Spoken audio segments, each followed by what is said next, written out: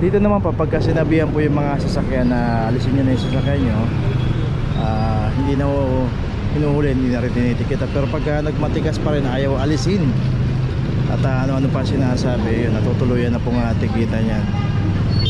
Kaya napakalaking konsiderasyon na po yun para sa iba na sinasabi na walang konsiderasyon dahil pagka nanghuli, hindi na hinahanap yung driver at walang ilang minuto na inaantay.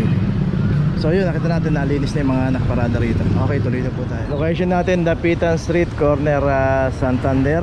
Dito isang Toyota Rush nakaparada rito. Dito sa kahabaan ng Dapitan sa may Dapitan gate ng UST.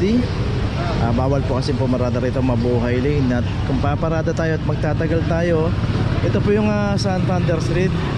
Kanan po tayo dyan, pay parking po yan, secondary road. Dito po kasi pagka inabot yung ating sasakyan at walang driver yan, automatic na po yan. So wag po tayo paparada rito at magtatagal tayo. At pagka nadaanan po kasi tayo ng clamping operation, makaklamp po kayo. Ito meron na rin clamp number 119.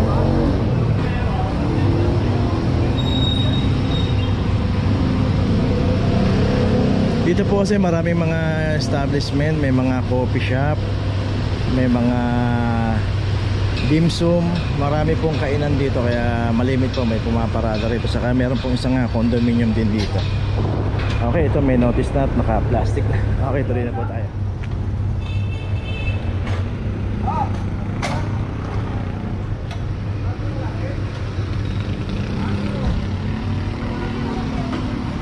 Okay, location natin Piña Avenue, corner Ati Street.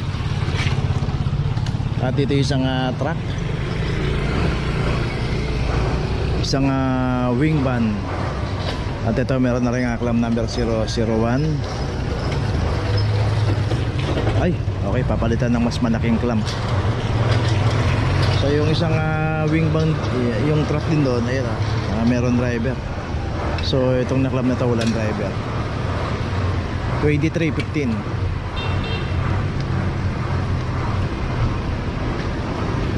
So dito nga kung paparada tayo kasi yun yung palabas ng Mindanao Avenue.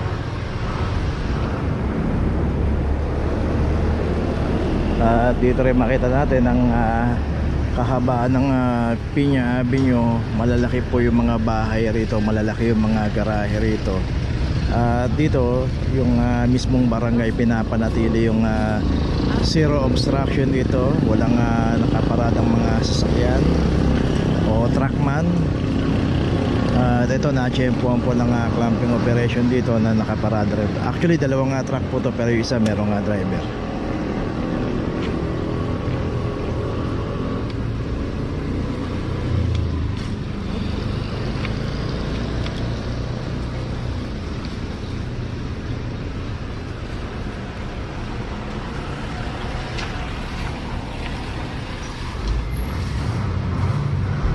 Okay, ito may notice na. Tuloy na po tayo. Driver yan. Ha? Ikaw driver? Bawal dito pumarada. Sir, tinanong ko lang sir yung yung nahanap namin na address. Tinanong ko lang. Andun ako, driver din ako. Andun yung kasama ko. Pero hindi ka driver nito. Andun nahanap yung Ay, hindi ikaw ang driver ko yan. Oo. Hindi ikaw. Sabay na kayo, sabay na. So dito kasi nandito ngayon tayo sa Ongping, corner Gandara Street. At kantong-kanto yung pagkakaparada nito. Kaya hindi ikaw ang driver, di ba?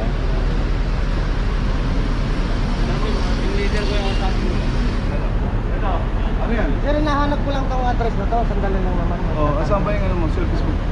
Ito. Ito, ikaw driver niya? Hindi ako ang kasama ng driver.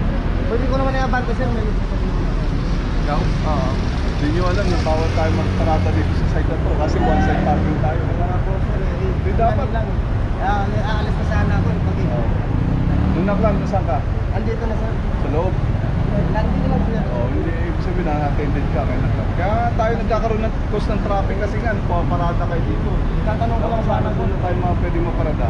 Tatanong ko lang sana sir kung Pwede naman yan, tanong mo muna. Pero ito, punta mo naman sa dramatic na. Doon na lang tayo, doon na lang natin ano yan.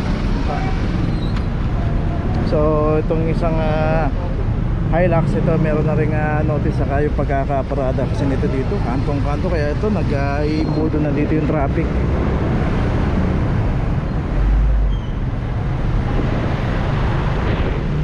So iwasan natin pumarada sa mga ganyang kantong-kanto kasi yung daloy ng trapiko na abala rin dito. Okay, tuloy na po tayo. Location natin, Loyola Street, corner G. Tolentino Street.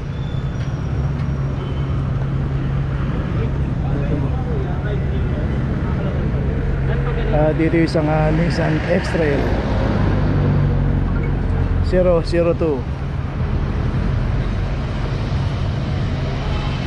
Dito rin kasi sa pinaradaan ng X-Trail, halos yung bangketa rito hinarangan na rito. Dapat kahit paano ito libre to, o kung ginano nyo yung pagkakaparada para madaanan ng maayos yung bangketa.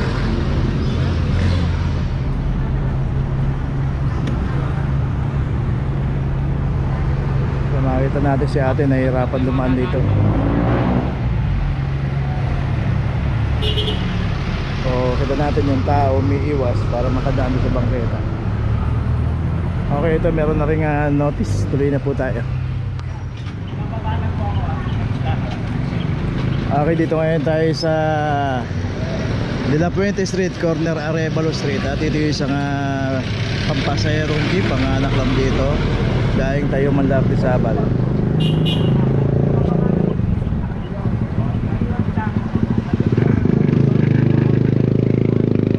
Meron na rin aklam number 23-14.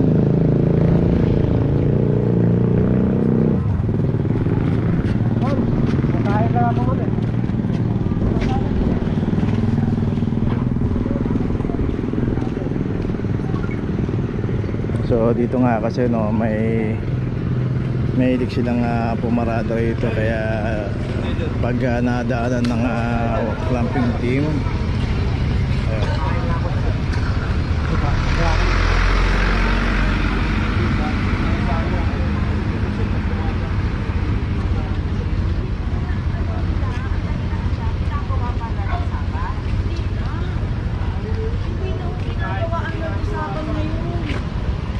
Sabi babalik na daw Ay, possible siya. na.